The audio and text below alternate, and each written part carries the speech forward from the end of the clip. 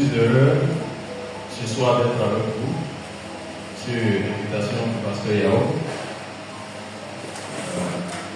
Je crois que c'est un privilège pour moi de commencer cette série de formations. On va se retrouver, je crois, à chaque mardi. Déjà, je tiens à dire que le mardi, le programme a été dit qu'on commence ici à partir de 19h, donc on prend la disposition. Les autres fois, pour être là, plus tard, à 19h, on commence. Déjà à 18h45, il faut qu'on soit là parce que le retard, ce n'est pas avantageux, ce n'est pas du tout bien pour chacun d'entre nous. Le retard d'une seule personne peut annuler la bénédiction de tout un village, de toute une nation, à cause d'une seule personne. Donc, il ne faudrait pas que nous soyons responsables de la bénédiction annulée de quelqu'un. Je suis le docteur Lebou. Je suis auteur. Je ne dis pas qu'il a oublié de me présenter ainsi, c'est compte tenu du temps, c'est tellement que je vais aller à l'essentiel. Je suis auteur, j'ai écrit environ 24 livres, 24 à 25 livres, ils sont sur le marché. Et l'une des raisons qui fait que je suis vraiment épuisé, je suis fatigué, tout à l'heure je vais dire ça, c'est que je viens de finaliser la sortie bientôt d'ici la semaine prochaine, au moins 7 à 10 livres. 7 à 10 nouveaux livres qui vont s'ajouter aux 24 livres, donc tu sais, dans près de 35 livres, à mon actif, c'est une grâce du Seigneur, on peut acclamer le Seigneur. Je fais tout ceci pour le corps de Christ parce que nous avons la grâce de recevoir un nouveau de la part du Seigneur à partir de notre expérience dans la foi, de notre marche avec le Seigneur. Nous écrivons ces choses pour les mettre à la disposition du corps de Christ pour que les gens puissent lire et découvrir des choses qu'ils ne savaient pas. Donc nous traitons de plusieurs sujets de la foi chrétienne. Je vais venir avec des exemplaires des anciens, mais je pense que la semaine prochaine, le mardi prochain, je vais venir déposer ici. Comme ça, ça va faire tout le temps ici, puisqu'on est ensemble en tant que partenaire au œuvre du Seigneur. Ceci étant dit, nous devons démarrer une séance d'enseignement sur Dieu. Je ne parlerai pas de théologie, parce que le concept de théologie varie et selon les perceptions, les concepts, tous ne partagent pas les mêmes convictions ou les mêmes compréhensions. Voici pourquoi je ne parle pas de théologie, puisque déjà, ceux qui ont permis que nous puissions découvrir et connaître le Seigneur, connaître Dieu, ce ne sont pas des gens qui s'adonnent à la théologie. Je veux parler des Juifs. Les Juifs n'aiment pas la théologie parce que le concept n'est pas dans leur culture et ils repoussent ce que c'est que la théologie. Parce qu'on va comprendre cela au fur et à mesure de nos rencontres. Alors nous allons parler de Dieu. Nous avons rencontré Dieu. Nous avons accepté Dieu par le Seigneur Jésus-Christ. Mais il est important, tout à l'heure, le pasteur nous a cité un texte de Jean, le chapitre 4, à partir du verset 20. Jean 4, le verset 20, qui nous dit: nos pères ont adoré sur cette montagne, et vous dites, vous, que le lieu où il faut adorer est à Jérusalem. Le lieu où il faut adorer est à Jérusalem. En ce moment, cette personne qui passe à la Samaritaine, elle était avec le Seigneur. Dans quelle région? En Samarie. Parce que Jésus était en train d'aller en Galilée avec ses disciples en partant du sud de Jérusalem. Donc arrivé en Samarie, il rencontre cette femme et voici ce que leur échange donne. La femme nous dit: nos pères ont adoré. Donc elle parle d'elle en tant que Samaritaine. Nos pères ont adoré sur cette montagne et vous dites, vous, que le lieu où il faut adorer est à Jérusalem. Là, c'est ce que les Juifs disent. Le lieu où il faut adorer se trouve à Jérusalem. Pourquoi à Jérusalem? Parce que le temple se trouve à Jérusalem. Pourquoi le temple se trouve à Jérusalem par ailleurs? Parce que le lieu où le temple de Jérusalem a été construit, c'est le site où est apparu le sommet de la première pierre lorsque Dieu créait l'humanité. Et c'est sur ce sommet-là, aujourd'hui appelé le mont Ararat, que l'arche de Noé s'est déposée. C'est sur ce sommet que le Seigneur Dieu avait demandé à Abraham d'aller sacrifier Isaac. Ce n'est pas un vain. C'est un acte prophétique parce que c'était un lieu de culte que le Seigneur était en train de préparer dans la conscience juive. Donc pour le juif, il ne peut pas avoir un lieu d'adoration en dehors de cet endroit. Voici pourquoi le temple de Jérusalem a été posé sur ce lieu. De sorte que le sommet de ce caillou-là, lorsqu'il sort de ce lieu du temple, il traverse ce qu'on appelle le lieu très saint. Ce n'est pas fait au hasard. Donc si aujourd'hui, le Seigneur Jésus, on va le voir ici, quand il dit le salut vient des Juifs, malheureusement il y a beaucoup de chrétiens évangéliques protestants qui sont choqués, ça leur fait mal de ce qu'on dit le salut vient des Juifs. Ça leur fait mal d'entendre que nous, en tant que païens, parce que tous les autres peuples sur la face de la terre sont des peuples païens. Le seul peuple qui n'est pas païen, c'est le peuple d'Israël.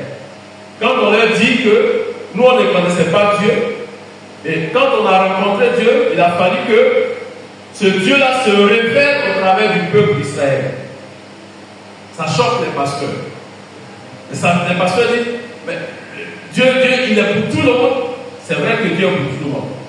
Mais Dieu s'est révélé premièrement à une nation qu'on appelle Israël. Voici pourquoi il y a une alliance qui a été contractée avec ce peuple-là, à partir d'Abraham jusqu'au temps de Moïse. Donc, cette femme rappelle des propos de la culture juive en disant, vous dites que le lieu où on doit adorer, c'est à Jérusalem. Mais nous, nos pères ont adoré sur cette montagne. Et puis le Seigneur a dit, au verset 22, vous adorez ce que vous ne savez pas, vous ne connaissez pas. Nous adorons ce que nous connaissons. Amen. Vous adorez ce que vous ne connaissez pas. Et ça aussi, c'est un handicap, c'est une attitude aussi de beaucoup de chrétiens évangéliques. Souvent, on est dans une ferveur. On croit savoir celui qu'on adore, mais très souvent, dans notre élan d'adoration, dans notre idée d'adoration, il y a tellement de concepts, tellement de conceptions, au point que cette adoration-là frise ce qu'on appelle de l'idolâtrie. Il y a beaucoup qui sont sérieux et désireux d'adorer le Seigneur, de servir le Seigneur, mais qui sont dispersés dans leur façon de croire. Voici pourquoi le Seigneur dit, vous adorez ce que vous ne connaissez pas. Nous, en tant que Juifs, nous adorons ce que nous connaissons, car le salut vient des Juifs. Car le salut vient des Juifs. Mais l'heure vient, et elle est déjà venue, où les vrais adorateurs adoreront le Père en esprit et en vérité. Car ce sont là les adorateurs que le Père demande. Les vrais adorateurs adoreront le Père en esprit et en vérité. Amen. Les véritables adorateurs adorent le Père en esprit et en vérité. C'est aussi un verset qui révèle que quand on parle de l'adoration, l'adoration ne se fait pas par notre âme. On n'adore pas le Seigneur avec notre âme. Voici pourquoi c'est absurde. Et c'est incorrect de dire, mon âme adore le Seigneur. Non, notre âme ne peut jamais adorer le Seigneur. C'est notre esprit qui peut adorer le Seigneur. Les choses ont été faites ainsi. De sorte que c'est notre esprit. Parce que dans notre esprit se trouvent trois facultés. Ce qu'on appelle la conscience, l'adoration et l'intuition. C'est ces trois facultés qui nous permettent d'être en contact avec Dieu. C'est la raison pour laquelle le Seigneur déjà était en train de dire à la femme samaritaine, c'est en esprit qu'on adore le Père. On ne l'adore pas au niveau de l'âme. On peut louer le Seigneur par notre âme. Parce que l'âme, c'est l'expression de tout ce qui est nos sentiments, nos sensations, nos émotions. On peut louer le Seigneur à partir de notre âme. Mais on n'adore pas Dieu avec notre âme. Ça, il faudrait que je le souligne. Je ne sais pas, on est à l'école, mais je constate que il y a beaucoup qui ne prennent pas note. Certains ne sont pas venus avec leur calepin. Et puis il dit la Bible. Pour que vous preniez note. Parce que c'est une formation d'affermissement et en même temps d'édification. C'est vrai que je dis des choses qui peuvent être nouvelles, qui peuvent paraître choquantes ou captivantes, mais ne soyez pas limités à être accrochés. En même temps que vous êtes accrochés, prenez des notes, ça va vous servir. Prenez des notes, parce qu'avec la grâce de Dieu, nous allons dire beaucoup de choses. Alors donc, retenez ceci. Et j'avais voulu que vous puissiez souligner, puisque vous êtes en train d'écrire. On n'adore pas Dieu avec notre âme. Et donc le Seigneur dit, vous adorez ce que vous ne connaissez pas. Comment est-ce que on peut adorer ce qu'on ne connaît pas? C'est qui est l'objet de notre adoration? Comment est-ce que cela peut se faire? Comment est-ce que, en tant qu'enfant de Dieu, comment en tant que chrétien, comment en tant que disciple du Seigneur, on peut adorer le Seigneur, on peut adorer le Dieu que nous servons, le Dieu des rêves qui nous sommes, si on ne le connaît pas? C'est très important dans notre marche avec le Seigneur. Pour tous ceux qui ont accepté le Seigneur, que Dieu vous bénisse. Amen. Je parle bien sûr de ceux qui ont accepté le Seigneur dans leur cœur comme leur Sauveur et leur Seigneur. C'est-à-dire qu'ils sont dans la même famille que nous tous. Et moi qui vous parle, je vous rends mon témoignage entre parenthèses. Je crois que je suis déjà passé ici une année. J'ai fait une intervention. Je ne sais pas si j'ai eu à parler de mon témoignage. Mais je fais partie des anciens louards. C'est nous qui avons envoyé le phénomène des gros bras. Ce qu'on appelait à l'époque être adibaté en colon. Moi, j'étais un homme de corpulence et j'aimais beaucoup la bagarre. Je fus quelqu'un qui a détruit les tympans des jeunes. Je vous dis que j'aimais beaucoup la bagarre parce qu'on utilisait les fourchettes de nos parents dans les rues pour des combats de rue. Moi, j'ai fait ça. Je suis de Sikoji-le-Tout, et précisément à Sikoji-le-Tout, j'étais dans le quartier qui était le plus craint, qu'on appelle Katmandu City sans loi. C'était le seul nom de Yopuro Sikoji-le-Tout qui n'avait pas une appellation de quartier américain. Les autres, c'était les Kota, Hawaii, Chicago, qui étaient autour de nous. Mais tout cela avait peur des Katmandu City sans loi. J'étais un bandit. Je suis en train de vous dire que j'étais un bandit. Mais le Seigneur m'a fait la grâce. Et puis, il m'a tiré de ce milieu, de cette façon de vivre. Et je suis sauvé depuis 1984. J'ai accepté le Seigneur. Et le fait que j'ai accepté le Seigneur a bouleversé beaucoup de choses dans ma vie. J'ai connu le Seigneur par la repentance. Et la seule voie pour entrer dans la maison de Dieu, dans la famille de Dieu, c'est la repentance. Si vous êtes ici, que vous n'êtes jamais repenti, vous ne pouvez jamais faire partie de la famille de Dieu. Ce n'est pas possible. Voici pourquoi il est important que vous puissiez vous repentir. Celui qui ne s'est jamais repenti, celle qui ne s'est jamais repenti, est simplement, comment on appelle, une partisane, un membre des dénominations et de communautés. Mais c'est lorsque nous sommes repentis que nous entrons dans le royaume, comme le Seigneur l'a prêché, comme Jean-Baptiste l'a prêché. Repentez-vous car le royaume des cieux est proche.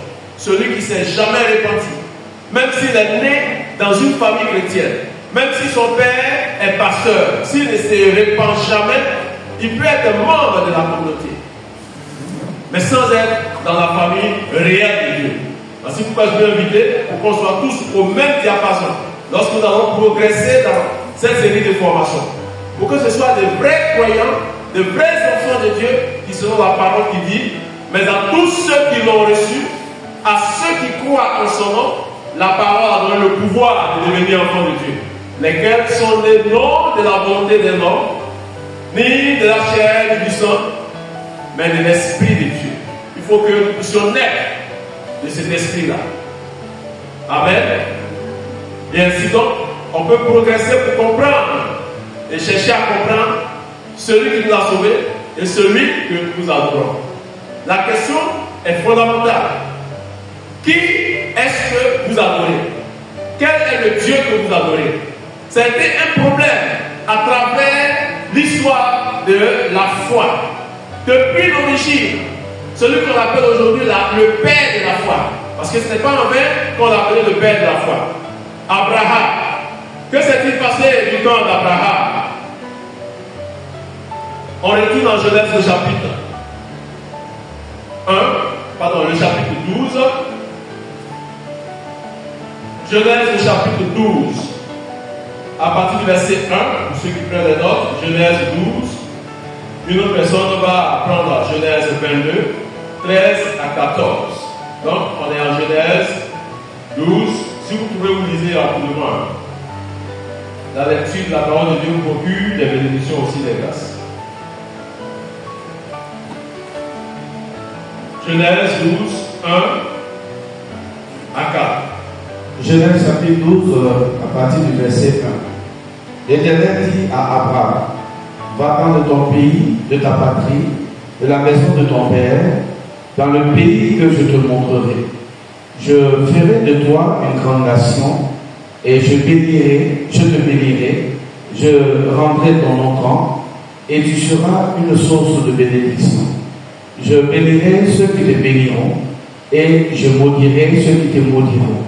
Et toutes les familles de la terre seront bénies en toi. Abraham partit, comme l'Éternel lui avait dit, et Lot partit avec lui. Abraham était âgé de 75 ans lorsqu'il sortit de Charan. Amen. Amen. Abraham était âgé de quel âge?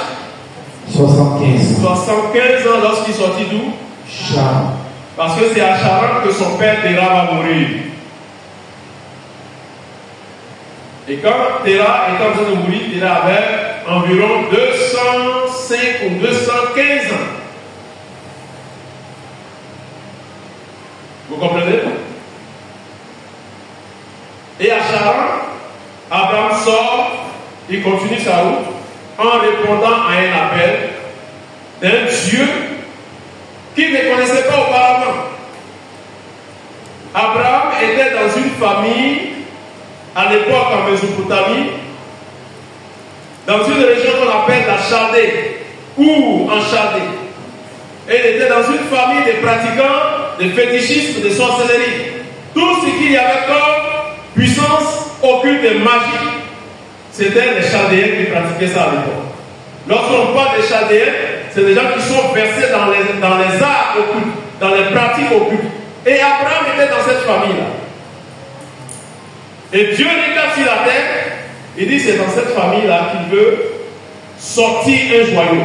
Donc il veut prendre Abraham de culture et d'obédience fétichiste, occulte, sorcière, pour le transformer afin que ce soit un signe pour toute l'humanité. Mais ça n'a pas été facile. Un jour, Abraham entend la voix de Dieu, comme on le dit ici. L'Éternel dit à Abraham, va-t'en de ton pays, sors de ton pays, de ta patrie et de la maison de ton père, dans le pays que je te montrerai. Je vais te montrer un pays où tu dois partir. Mais quitte tes parents, quitte ta famille, ton père. Et en ce moment, la voix qui s'adressait à Abraham n'était pas connue d'Abraham. Abraham n'avait jamais entendu cette voix. Et la voix continue de dire, je ferai de toi une grande nation et je te bénirai. Tu sors, tu t'en vas, moi je vais faire de toi une grande nation. Vous imaginez un peu? Une famille de combien? Une famille de féticheurs, d'occultistes. Et puis Dieu prend un pour lui dire que c'est de toi que je vais forger une grande famille et je vais te bénir. Or, cette bénédiction, ce n'était pas une bénédiction instantanée, comme aujourd'hui, les chrétiens recherchent. C'est-à-dire quand on vient au culte, on vient à l'église, tant qu'il n'y a pas de changement immédiat, notre foi commence à être remise en cause et on ne croit plus. Certains même vont jusqu'à déposer la Bible très loin s'ils n'ont pas déchiré la Bible. Or, Dieu promet à quelqu'un qui était féticheur, les parents étaient féticheurs, je vais faire de toi une grande nation et tu seras une source de bénédiction. Je bénirai ceux qui te béniront. Donc Dieu commence déjà à poser les bases d'une alliance avec un individu qui était dans une famille de sorciers. Il commence déjà à poser les bases.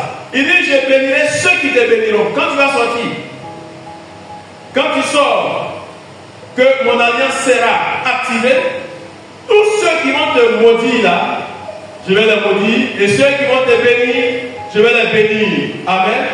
Ça ne se discute pas. C'est sur la base de cette parole-là que moi, particulièrement, ça n'engage pas les autres pasteurs. Moi, particulièrement, lorsque Israël est engagé dans une tourmente, dans une situation, même si Israël va attaquer les gens parce qu'on a attaqué Israël, je fais ma bouche. Je ne fais pas de commentaires pour dire, mais c'est de façon proportionnelle, disproportionnée, vous êtes en train d'attaquer les Arabes. Non. Je vais toujours supporter Israël.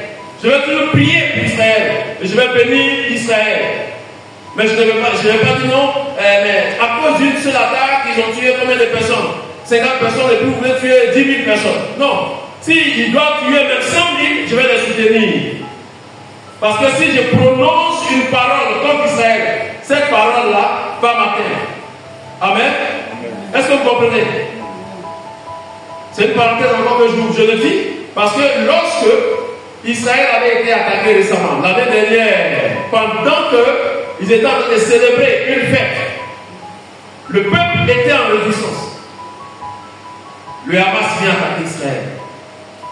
Plusieurs morts. Des gens étaient emprisonnés.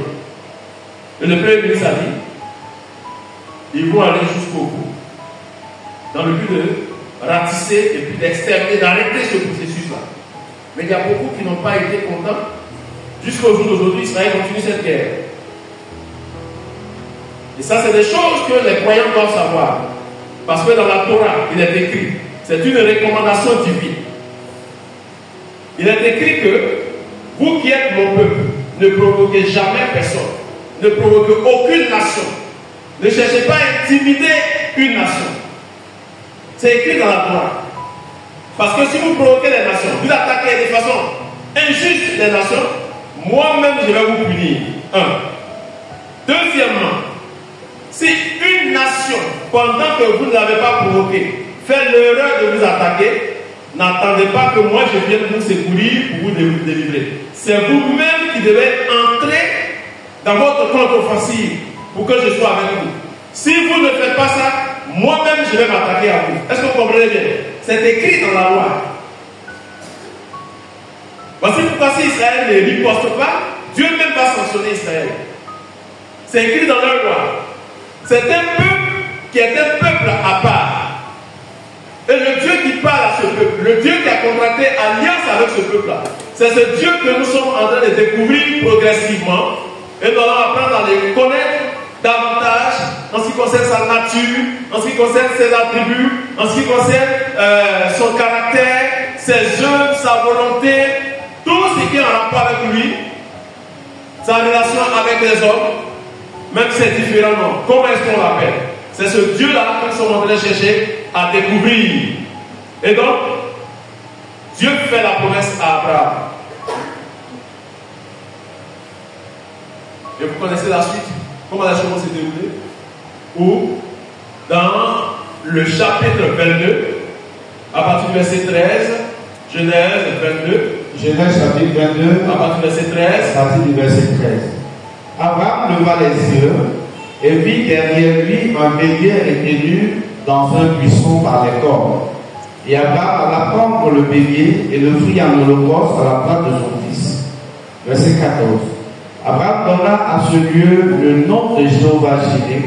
C'est pourquoi l'on dit aujourd'hui à la montagne de l'Éternel sera pour vous. Verset... À la montagne de l'Éternel, on peut s'arrêter là. À la montagne de l'Éternel sera pour vous.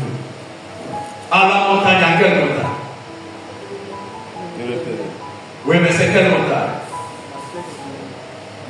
c'est le sommet du mont Ararat.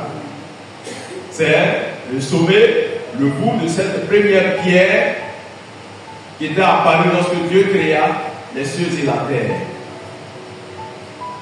C'est l'espace où se situe le temple de Jérusalem. À cet endroit-là, il est dit que Dieu pourvoira. L'Éternel sera pourvu. À la montagne de l'Éternel, il sera pourvu. C'est une scène qui relate le test, l'épreuve de la foi de qui? D'Abraham. Lorsque Dieu devait contracter son alliance, il y avait la part d'Abraham et il y avait la part de Dieu. La part d'Abraham, c'était de montrer que lui, Abraham, il aime ce Dieu et il connaît véritablement ce Dieu. Il sait la capacité de ce Dieu-là. Voici pourquoi à un moment donné, Abraham, qui n'avait pas d'enfant, avec sa femme Sarah, les deux étaient à la recherche d'un enfant. Dieu leur fait une promesse. Et dès que l'enfant ou le fils de la promesse naît, Dieu va lui dire ceci. Prends ton fils, ton unique, celui que tu aimes, et puis va sur la montagne pour l'offrir en holocauste. Voici le texte de la foi. Et Abraham a gravi les échelons.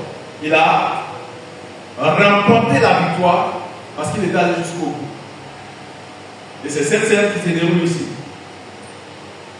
Et c'est à cause de cette foi, parce que Israël est fondé à partir de cette foi. C'est à cause de cette foi, le nom d'Abraham va changer. C'est à cause de cette foi, Abraham, dans l'histoire de l'humanité, même dans l'univers, au point d'avoir le titre ou l'appellation de père de la foi. Il est le seul père de la foi. Il n'y a pas deux pères de la foi. Abraham, il est le seul.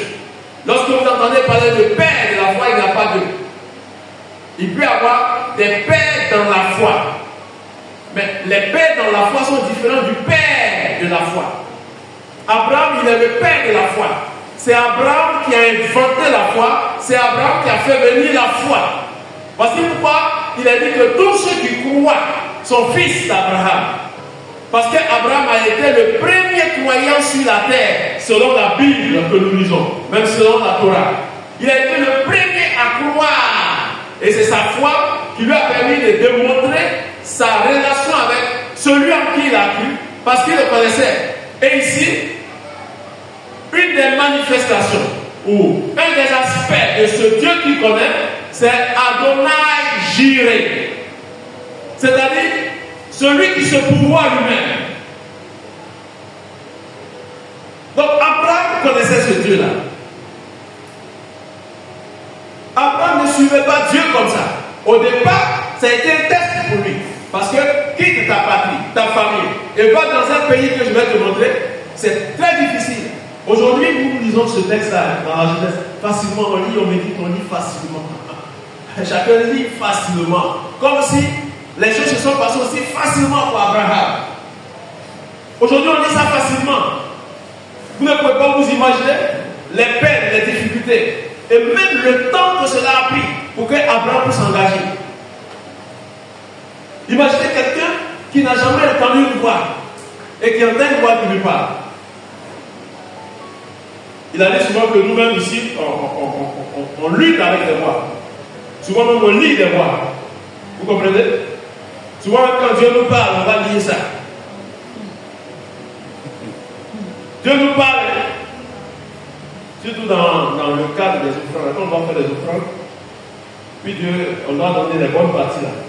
Une fois nous parle, nous dit, on va faire ton offrande, et puis, au nom de Jésus, Satan, je te connais. C'est toi qui es le dévoreur. Tu veux rentrer dans mes biens. Tu es vaincu, pourtant c'est Dieu qui te parle. Alors imaginez un instant Abraham qui vient d'avoir son fils. Celui qui l'aime, l'enfant de la promesse, et puis Dieu dit, va tuer ton enfant. C'est des scènes, des histoires qu'on nous lit facilement parce qu'on n'était pas là pour vivre.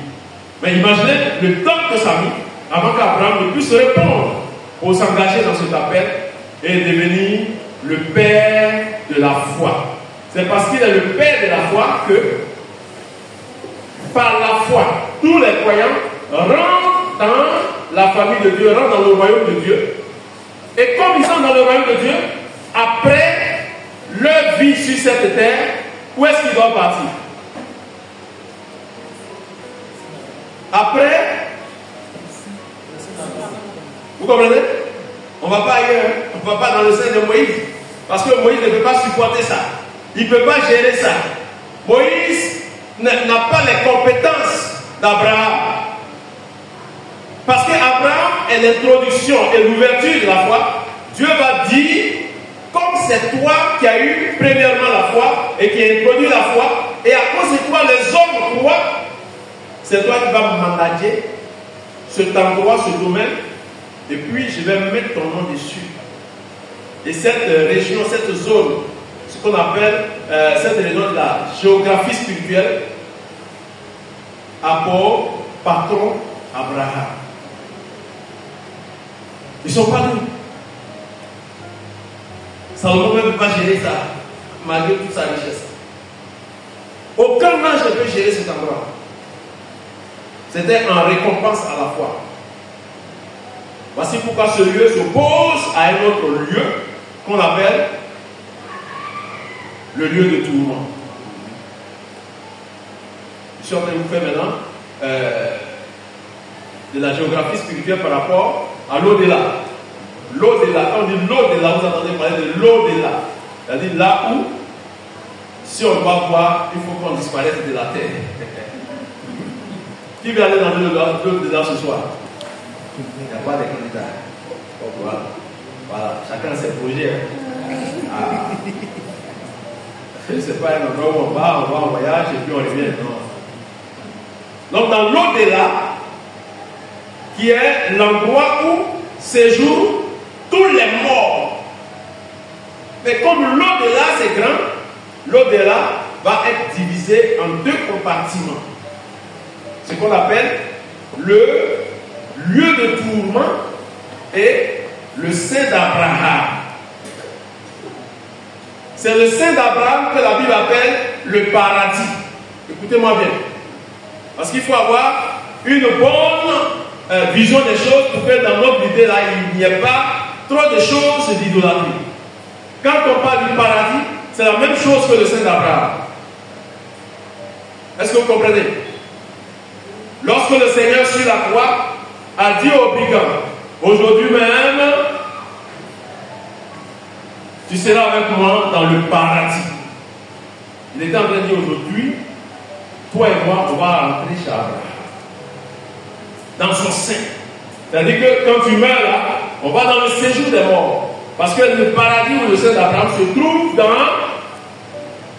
le séjour des morts. Et de l'autre côté là-bas, l'autre compartiment qu'on appelle le lieu de tourment. C'est les deux compartiments qui constituent le séjour des morts. En dehors de ces deux compartiments, il n'y a pas un autre endroit où les êtres humains peuvent partir. Est-ce que vous comprenez ça? Il n'y a pas un autre endroit.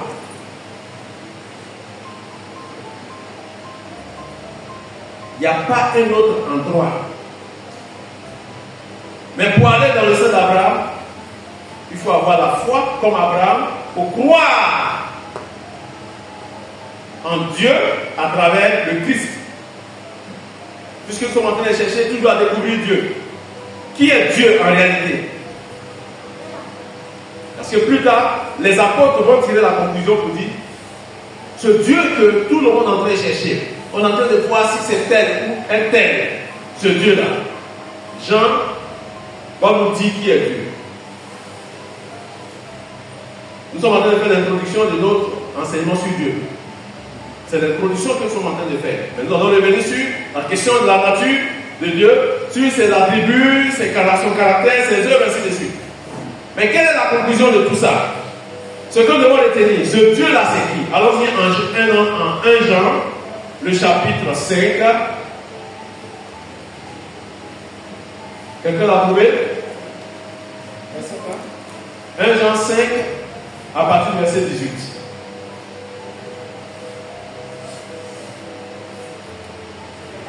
1 Jean 5, à partir du verset 18. 1 Jean chapitre 5, à partir du verset 18. Nous savons que quiconque est né de Dieu ne pêche point. Mais celui qui est né de Dieu se garde lui-même et le malin ne le touche pas. Nous savons que nous sommes de Dieu. Écoutez cette partie, hein. Écoutez bien cette partie. Jean dit, nous savons que nous sommes de Dieu et que le monde entier est sous la puissance du malin. Quand il dit nous savons que nous sommes de Dieu, ça veut dire quoi? Il parle de qui? En opposition au monde entier qui est sous la puissance du malin. Jean dit, nous savons que nous sommes de Dieu. C'est une déclaration, c'est une affirmation de la foi, c'est une conviction. Et ça ne se négocie pas. Tout le monde ne peut pas faire cette affirmation. Jean dit, nous sommes de Dieu. Il parle de qui? Nous, c'est mis ou qui? Oui? Jean parle de qui?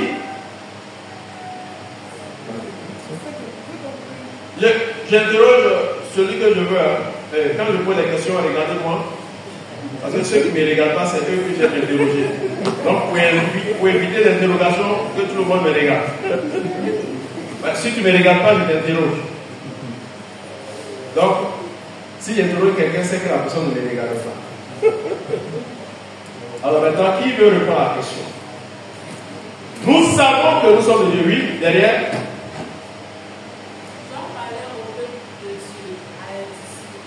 Il parlait au peuple de Dieu, il parlait aux disciples. Bien. Oui, qui veut dire quelque chose encore? Oui? Il parlait de qui? Il parlait aux Israélites. Les dirigeants parlaient aux Israélites. Oui? Déjà, avec ces deux réponses différentes, ça veut dire qu'il peut y avoir plusieurs réponses, non? On ne sait jamais. Oui? Jean nous parle. Ceux qui ont accepté le Seigneur Jésus-Christ. Ok. C'est de ceux-là que Jean est en train de parler. Jean est en train de dire nous. Quand il parle de nous, il est question de ceux qui ont respecté les étapes et qui ont rempli les conditions. Comme lui-même l'a dit en Jean 1, le verset 11 au verset 13, il a dit: mais à tous ceux qui l'ont reçu, à ceux qui croient en son nom, la parole a donné quoi? Le pouvoir. Ça veut dire que nous avons le pouvoir. Donc cette parole-là nous donne le pouvoir et puis nous-mêmes nous déclarons que nous sommes enfants de Dieu. Parce que c'est la parole qui nous donne le pouvoir. L'Esprit de Dieu rend témoignage à notre esprit que nous sommes enfants de Dieu. C'est l'Esprit de Dieu qui nous convainc que nous sommes enfants de Dieu. Donc, étant enfants de Dieu, Jean dit, nous les enfants de Dieu là, nous savons que nous sommes de Dieu. Amen. Ou bien il y a des gens qui ne sont pas convaincus, qui ont peur, qui cherchent à avoir un doctorat pour devenir enfants de Dieu. Parce qu'il y a des gens qui disent non, je ne suis pas digne. Comment prier comme ça? Puis je suis enfant de Dieu. Et si tu as cru dans le Seigneur Jésus, tu deviens enfant de Dieu. Car à tous ceux qui l'ont reçu, à ceux qui croient en son nom, la parole donne le pouvoir de devenir enfant de Dieu. C'est ça un privilège, c'est une grâce. Donc c'est ce Jean-là. Vous avez fait ici sur le témoignage de Jean, parce que Jean fait partie des 3 disciples qui étaient très proches de Jésus. Quels étaient les 3 disciples? Il y avait qui et qui? Il y avait Jean déjà, il y avait Pierre et Jacques. Ces 3-là, ce trio-là, ils étaient très proches de Jésus. Ils ont assisté à plusieurs résurrections. C'est eux qui étaient là, à la transfiguration, ils ont vécu des choses. Donc ils étaient très proches. Mais parmi les 3, il y avait un qui était plus proche que tous. C'est lui qu'on appelle Jean. C'est lui qui est en train de rendre le témoignage. Donc son témoignage, on ne joue pas avec. Étant proche de Jésus, il a eu l'occasion de regarder dans les yeux de Jésus, dans les oreilles de Jésus, de s'approcher de Jésus. de toucher Jésus, de ne pas pour savoir, mais ce gars-là c'est qui? On marche avec lui, il fait ceci, mais c'est qui au juste? Voici pourquoi plus tard Jean va dire, ce que nous avons entendu, ce que nos yeux ont vu, ce que nous avons touché, parce que c'était lointain, ils ont entendu parler du Messie. Mais plus tard, le Messie s'est manifesté et ils ont vu le Messie, ils ont touché le Messie. J'en dis ce que nous avons entendu, ce que nos yeux ont vu et que nos pères ont touché, nous vous l'annonçons à vous aussi, afin que vous soyez en communion avec nous les apôtres. Parce que nous les apôtres là, qui avons marché avec le Messie là, notre communion est avec le Père. Nous communions avec le Père. Or, on parle ici de vrais adorateurs qui doivent adorer le Père en esprit et en vérité. Si eux, ils communient avec le Père par l'adoration, il dit, si vous avez cru au Christ, votre communion doit être aussi avec le Père. Mais il faudrait que votre communion soit avec nous. Parce que nous croyons dans cela. Donc c'est ce chant-là qui, à la fin de son épître, au chapitre 5, ici, dit ce que... Donc il dit, au verset 18, non? On a lu le verset 18, au verset 19, nous savons que nous sommes de Dieu et que le monde entier est sous la puissance du malin. Il finit, et puis il dit, au verset 20, nous savons aussi que, suivez bien cette partie, le Fils de Dieu est venu. Ça, on sait ça. Est-ce que vous savez ça? Il dit, nous savons que le Fils de Dieu est venu. Deuxièmement, et qu'il nous a donné l'intelligence pour connaître le véritable, avec grand V. Le Fils de Dieu vient, il ouvre notre intelligence pour que nous puissions connaître le véritable. Et nous sommes dans le véritable en son Fils Jésus-Christ. Le Fils de Dieu vient, il ouvre notre intelligence pour que nous puissions connaître le véritable. Et puis il dit, on est dans ce véritable. Ce véritable, c'est qui? C'est Jésus-Christ. Mais le verset n'est pas fini. Qu'est-ce que le verset dit pour finir? Oui? Jean dit, il dit qui est le Dieu véritable? Jésus-Christ. Est-ce que vous comprenez? Il dit Jésus-Christ ça. C'est lui qui est le Dieu véritable. C'est lui qui est le vrai Dieu. Ça veut dire quoi en clair? Ça veut dire quoi? Interpréter cela. Allons-y. Jean dit, les gars, est-ce que vous savez que le Fils, Dieu, a fait venir son Fils? Et puis, il nous a ouvert l'intelligence pour que nous puissions découvrir le véritable. Et le véritable, c'est son Fils. Mais son Fils, là, c'est lui qui est le vrai Dieu. J'en parle de son expérience. Parce qu'il est mieux placé que quiconque pour savoir que Jésus, c'est Dieu ou bien ce n'est pas Dieu. Alors que Jésus lui-même lui avait dit que celui qui m'a vu a vu le Père. Mais dans son épître, Jean vient confirmer ce que Jésus lui-même a dit. Ça veut dire quoi? Ça veut dire que lorsque nous disons ô Dieu d'Abraham, ça veut dire que le Dieu qui s'est révélé au peuple d'Israël par Abraham. Voici pourquoi on parle du Dieu de la révélation. Et je vous ai dit tantôt que sur toute la face de la terre, Dieu ne s'est révélé à aucun peuple. Ça vous choque, mais c'est ça qui est vrai. Il s'est révélé à Abraham. Tous les autres peuples sont des peuples païens. Les Congolais, c'est des peuples païens. Les Chinois, païens. Américains, païens. Européens, païens. Ivoiriens, païens. Tout le monde païen sur la face de la terre.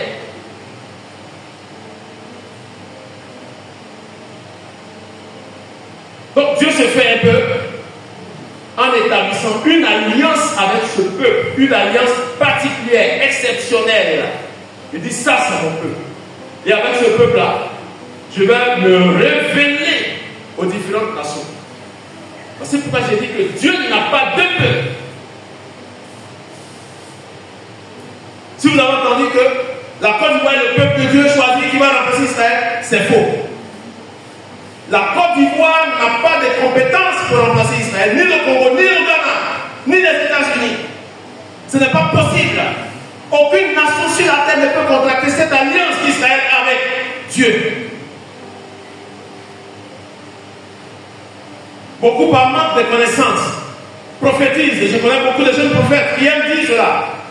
Ces temps qui viennent, dans ces 10 ans, dans ces 15 ans, 30 ans, la Côte d'Ivoire sera choisie par Dieu pour remplacer Israël. C'est un mensonge.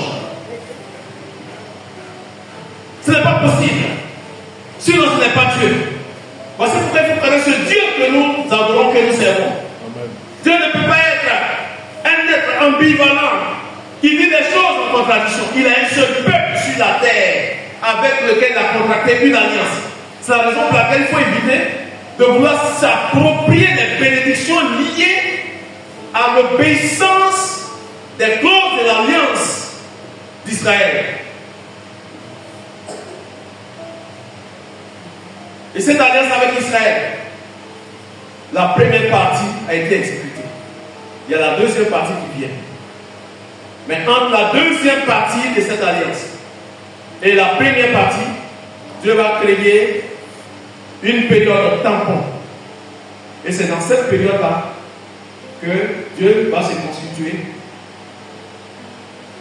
l'Église. Est-ce que vous comprenez? L'Église est née d'une autre alliance. Cette alliance, on l'appelle l'inter-alliance. C'est-à-dire que l'alliance entre la première avec Israël et la seconde nouvelle avec Israël, dont la seconde n'a même pas encore été mise en œuvre. Mais avant qu'elle ne soit mise en œuvre, il y a une autre qui est au milieu qu'on appelle l'inter-alliance. C'est quoi l'inter-alliance? L'inter-alliance, c'est l'alliance dans laquelle Dieu s'engage avec toutes les nations. Ce n'est plus avec une seule nation, c'est avec toutes les nations. Mais pour que toutes les nations soient enrôlées dans cette alliance, il vient en Christ s'offrir en holocauste comme victime expiatoire pour que toutes les nations, si chaque nation a un citoyen qui croit au sacrifice de Jésus, cette nation rentre dans l'Église. Amen. Voici ce que c'est que l'Église.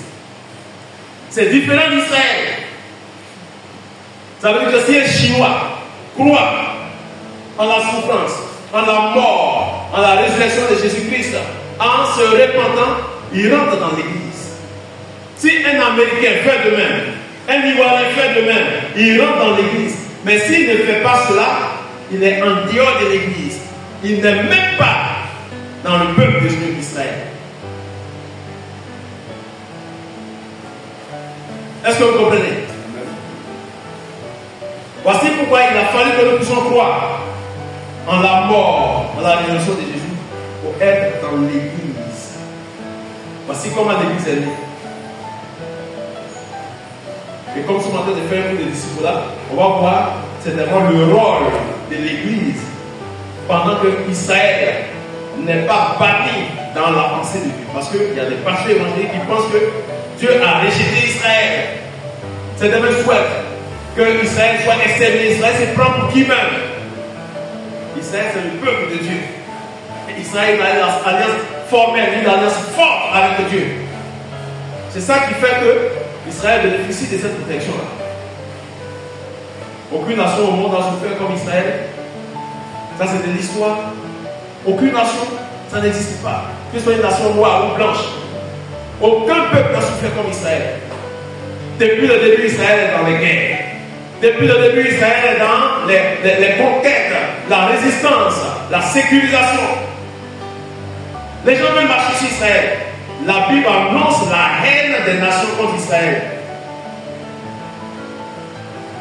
Toutes les nations, bientôt, vont entrer dans ce mouvement de haine contre Israël. Et c'est en cela qu'on va aller vers la fin. C'est des prophéties.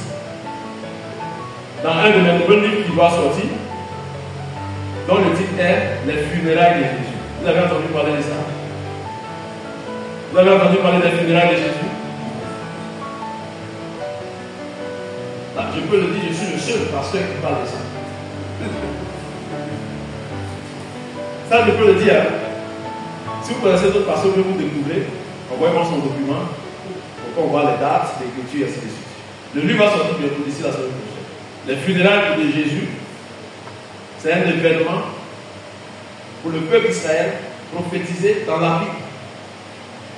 Parce que tant que les funérailles n'auront pas lieu, Israël ne sera pas sauvé. Et Dieu a prévu ça. C'est des événements, c'est des signes eschatologiques.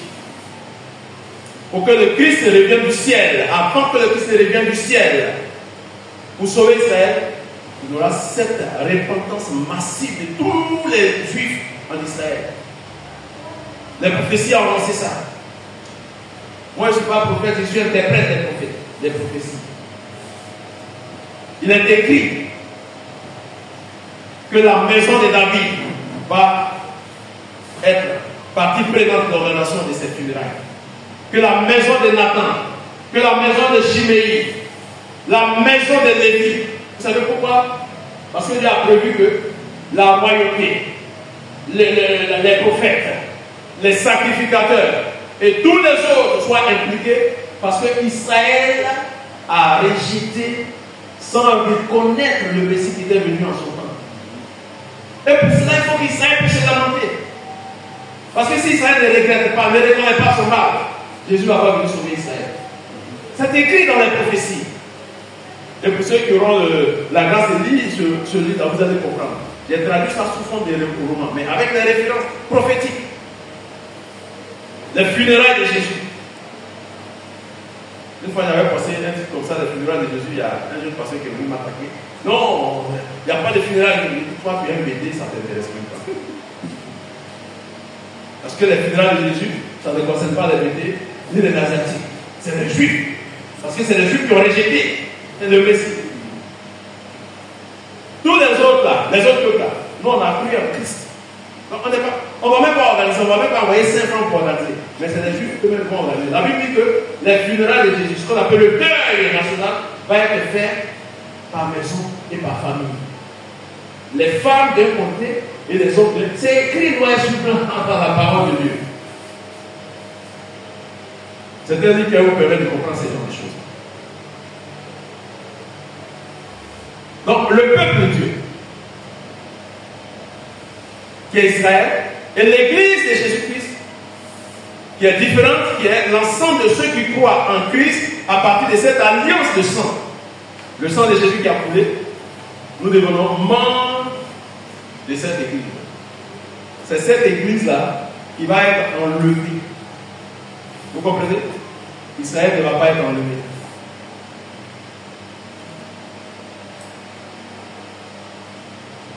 Alors donc ce Dieu-là, Jean nous dit, Jésus-Christ c'est Dieu.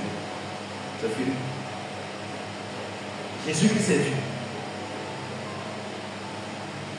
Donc c'est ce Dieu-là que nous allons étudier dans sa dimension même théologique. Parlant de Trinité, on va parler de la Trinité. Au cours de notre parcours, ce qu'on appelle le Père, le Fils et le Saint-Esprit, ils sont des manifestations de la divinité. Je sais qu'il y a certains qui disent non, la divinité est diabolique, mais ils ne savent pas de quoi est-ce qu'ils parlent. On va parler des caractères de Dieu.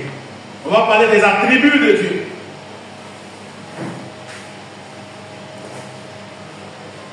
On va découvrir pourquoi les Juifs aiment utiliser dans leur démarche envers Dieu ce qu'on appelle les attributs ou les caractères ou les caractéristiques de Dieu. Nous, quand on adore Dieu, et puis quelquefois on utilise un peu les mots hébreux là.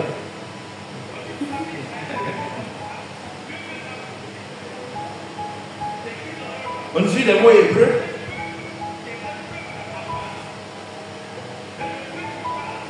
Quand le Juif dit Hakadosh Baruch Hu,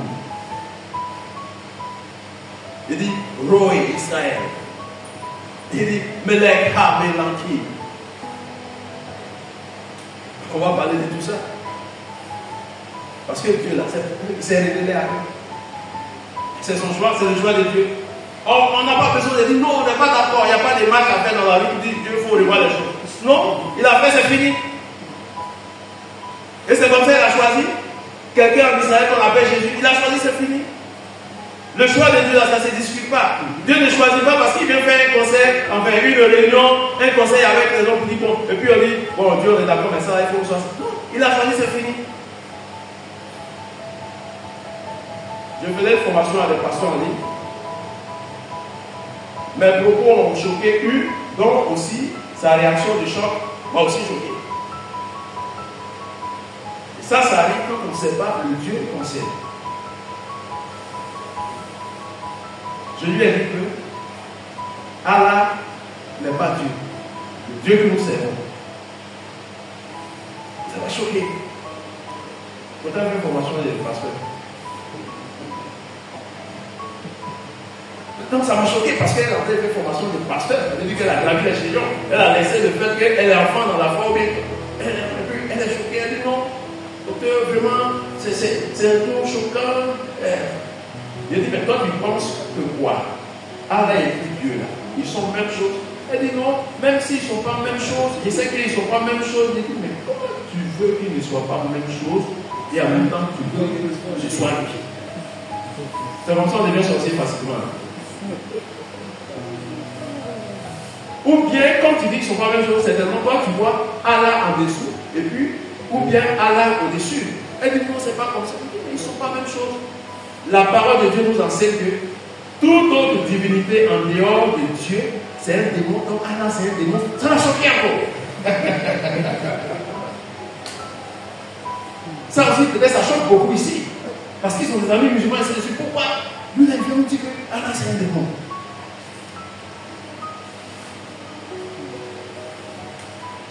Si Allah n'est pas Dieu, Dieu est le Dieu sur son trône. Et puis il y a quelqu'un d'autre qui dit qu'il est Dieu, mais ce n'est pas Dieu. C'est que c'est un démon. Parce que si vous ne reconnaissez pas Allah comme un démon, vous pouvez un jour citer Zeus pour remplacer Dieu. Or Dieu, c'est une des divinités des Grecs. Or Zeus, un peu comme Allah, qui émerge parmi trois divinités en Arabie. Donc trois démons en Arabie. Et en tant que démon, il est le plus puissant parmi les deux autres. Parmi les trois, il est le plus puissant. Voici pourquoi il est vu comme celui qui va être adoré. Est-ce que vous comprenez? C'est la même chose chez les Grecs. Les Grecs ont plusieurs divinités, dont 12 essentielles, qui résident dans ce qu'on appelle l'Olympe. Quand on parle des dieux olympiens. Mais parmi ces 12-là, ils ont leur frère qui se nomme Zeus, c'est lui qui est le plus puissant, qui est le plus craint. Donc c'est lui qui les domine le plus. C'est pourquoi tout ce qui est en rapport à l'Olympe, c'est un culte aux dieux grecs. Donc à des démons. Il faut savoir le Dieu en qui est nous croyons, le Dieu que nous servons. Ça aussi, ça vous choque. Je ne parle pas de olympique. Ça vous dit quelque chose? Mais quand on ne cherche pas à se cultiver, on ne cherche pas à savoir, on peut tout embrasser. Celui que nous adorons, que nous servons, qui est d'éternité en éternité, qui s'est révélé à Abraham pour constituer un peuple, qui s'est manifesté en Christ pour se faire l'église, il n'est pas comme les autres. On ne peut pas l'associer à Krishna.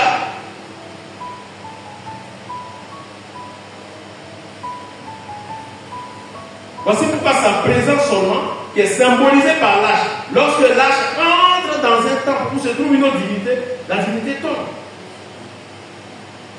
Je vous assure, si aujourd'hui on pouvait retrouver l'âge de l'Éternel, quand on déposait l'âge à côté de la Kaaba allait s'écrouler. Donc qui gagne? C'est le suprême.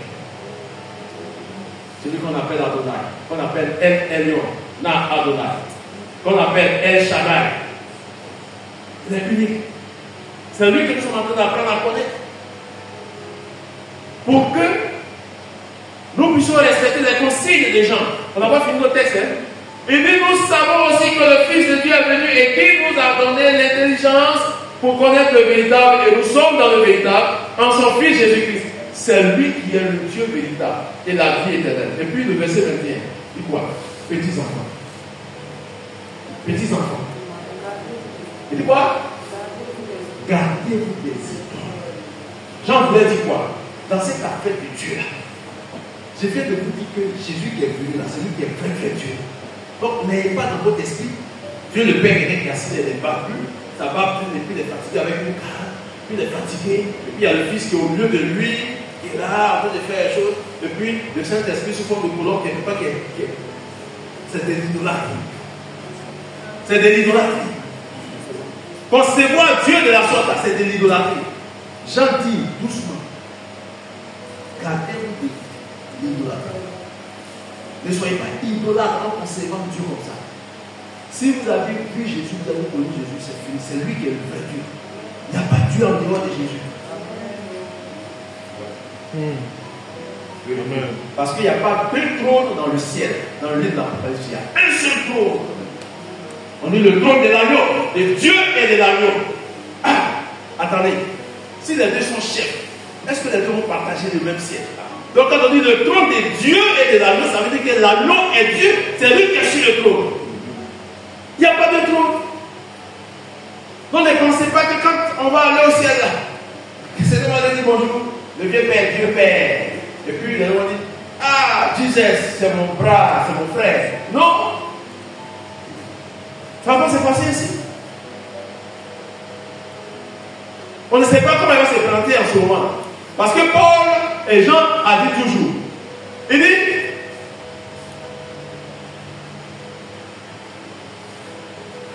voyez quel amour le Père nous a témoigné pour que nous soyons appelés enfants de Dieu. Et nous le sommes. Si le monde ne nous connaît pas, c'est qu'il ne l'a pas connu.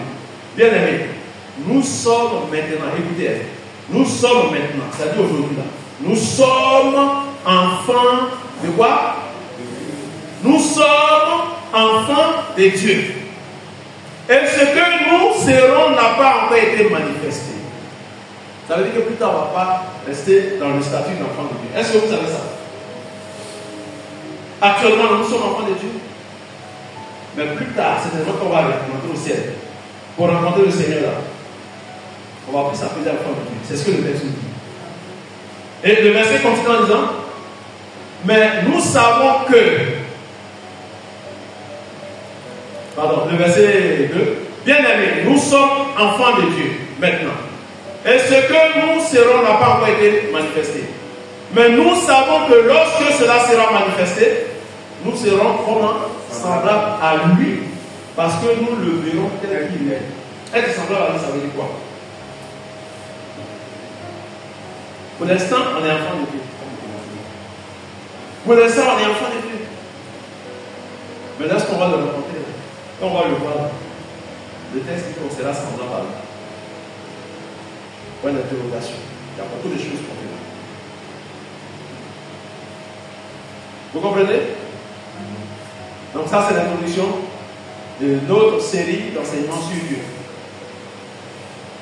Aujourd'hui, on va s'arrêter ici. J'étais tellement emporté qu'il est l'heure. D'ailleurs, voulu qu'on puisse échanger un peu en termes de questions. Si vous avez des préoccupations, vous les poser et puis on va échanger. Parce que vraiment, désolé. Oui, 5 minutes. J'ai tellement parlé.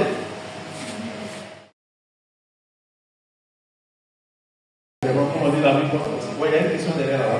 Il y a deux questions. Maintenant, on va entrer à appuyer sur le frein là. Les gens disent on va avancer. Bon, d'accord. Moi, j'ai une question. Oui. Moi, je voudrais savoir comment on peut appeler Dieu en arabe. Parce que je crois bien que les Arabes appellent Dieu Allah. Et nous sommes enfants de Dieu. Comment nous aussi on peut appréhender, comment nous on peut qualifier Dieu, on peut appeler Dieu en arabe tel que ils appellent Dieu. Là, tu es devenu avocat de l'arabe. Reprends ta question précisément.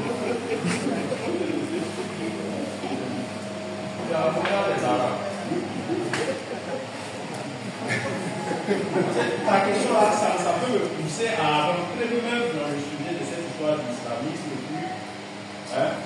il y a des choses qui vont presser ton voix pour que les questions puissent sortir. Bon, moi, la question, je la pose pas pour moi, mais pour aussi pour les frères en Christ.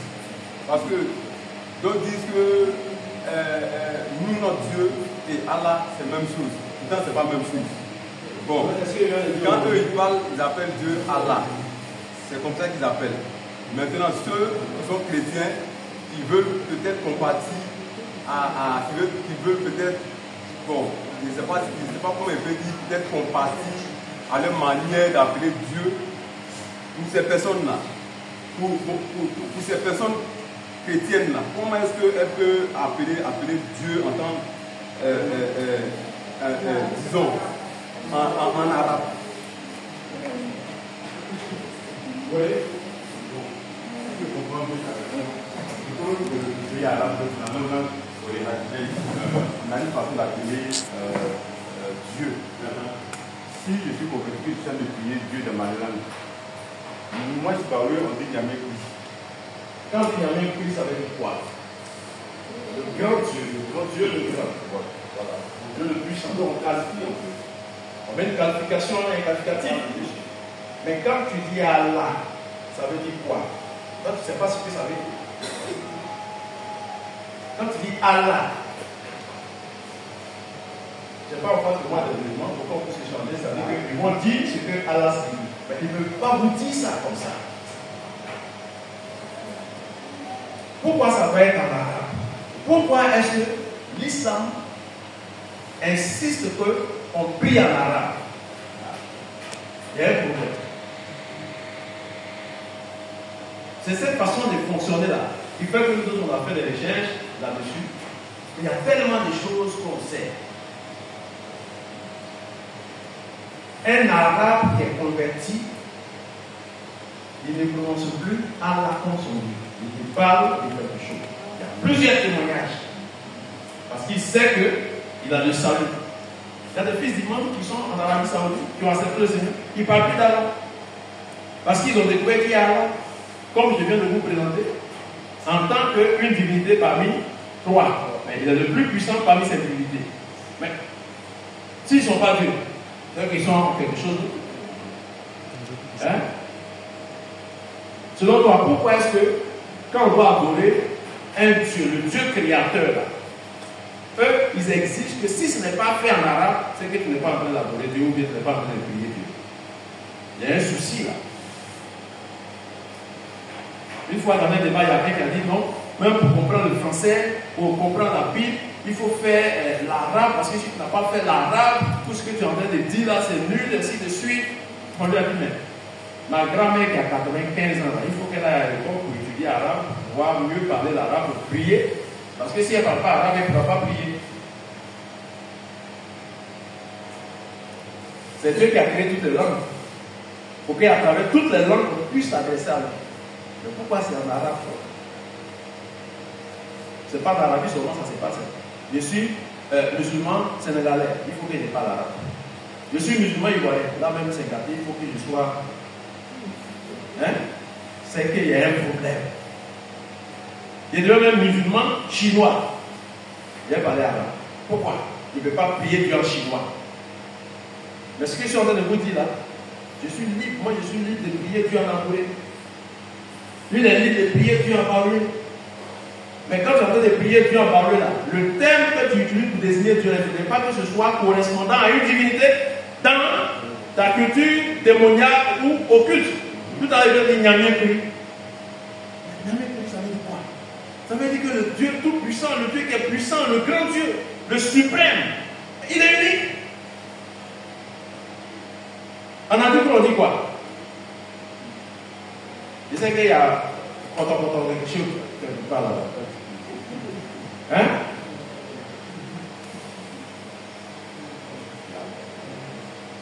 Il a dit pas un Dieu, le Père Dieu. Mais ils ont d'autres qualifications encore. Hein? Il y a le Lagor. En Mina, on dit Mao. Mao. Odomenga, je vois les billets disent ça aussi, les bateaux disent ça, Odomenga. Donc ça veut dire que celui qui est puissant. Donc dans nos langues, là, on a une façon de désigner celui qui est incréé, qui est au-dessus de tout, qui est puissant. Mais on n'appelle pas des génies comme ça. Mais si quelqu'un veut louer Dieu ou bien adorer Dieu dans son ethnie, et puis en disant que là c'est le nom d'un génie, on dit mon ami, il faut freiner. Comme quelqu'un dit Allah, on dit Allah ça veut dire quoi?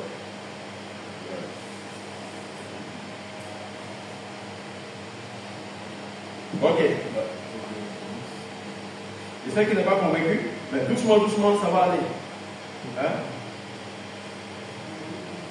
Je parle de Dieu. Je ne suis pas en train de parler forcément de l'islam ou autre. Si on va parler de l'islam, on va entrer encore dans d'autres considérations. Vous allez être encore davantage choqué. Et si je vous dis que dans le Coran, Mahomet lui-même, il dit qu'il ne sait pas où il va partir. Quelqu'un qui ne sait pas où il va partir, vous le suivez. Chauffeur qui dit ah moi je ne connais pas la route, comme les nouveaux chauffeurs de Yango là. Ah, toi il dit on va passer. Hein. Mais Jésus dit quoi? Je suis le chemin, la vérité et la vie. Je suis comment ça va? Tu connais la route? Amen. Mais lui il a dit ça, donc il sait ça. Hein? Vous en laissez là. Juste une question de curiosité. Oui. Moi, je veux savoir. Moi, je veux savoir. Oui. Parce que nous aussi, l'évangile, là, on donne l'évangile. On enseigne. Les gens nous posent question. Les chrétiens qui sont, comment on appelle ça? Qui sont arabes, comment eux ils appellent Jésus? Comment eux ils appellent Dieu? Moi, il va avoir ces détails.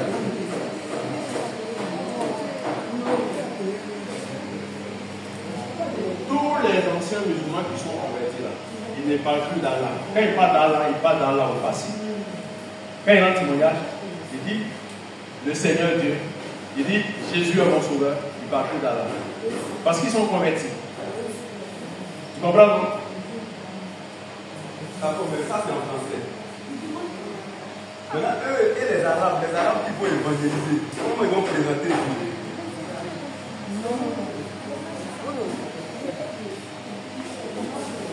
Mais quand tu dis c'est en français, même en Lula, la façon de désigner Dieu là, c'est pas Allah.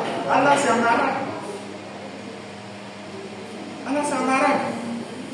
Un vrai ancien musulman qui est converti, qui appelle Jésus son sauveur ou bien quoi, s'il est Doula, il va dire le nom de Dieu en Doula, pas en arabe. Parce que s'il dit en arabe, ça veut dire que sa conversion n'est pas vraie. Hein? Il ne faut pas t'inquiéter pour eux. Ils sont plusieurs. Hein? Ils sont plusieurs comme ça. Si tu veux, je peux t'apporter des témoignages. Beaucoup de témoignages des gens qui étaient là-bas. Aujourd'hui, comment est-ce qu'ils expliquent leur foi, comment ils appellent Dieu. Tu vas comprendre beaucoup de choses. Hein? Moi, je n'ai jamais été musulman. Ok. Tu vois qu'on est à la fin. Ouais. On va s'arrêter ici aujourd'hui. Non, il y avait une autre. Ils étaient deux là. Il y a une, la soeur qui est derrière la main aussi, il y avait la main pour la question. Tu poses plus la question. Tu voulais faire quoi? Ah, d'accord, ok. Non, ma soeur, non, merci beaucoup. Désolé d'avoir pris tout ce temps-là parce que j'ai mis la voiture à une certaine vitesse au point où mon frère n'était plus. C'est pas nécessaire. Voilà, donc on est à mardi prochain. Mardi, soyez là au plus tard, 18h45, comme ça, on va dire beaucoup de choses. Aujourd'hui, c'est l'introduction. Je crois qu'on a. Il nous reste 3 mois pour vous. 3 séances pour se voir.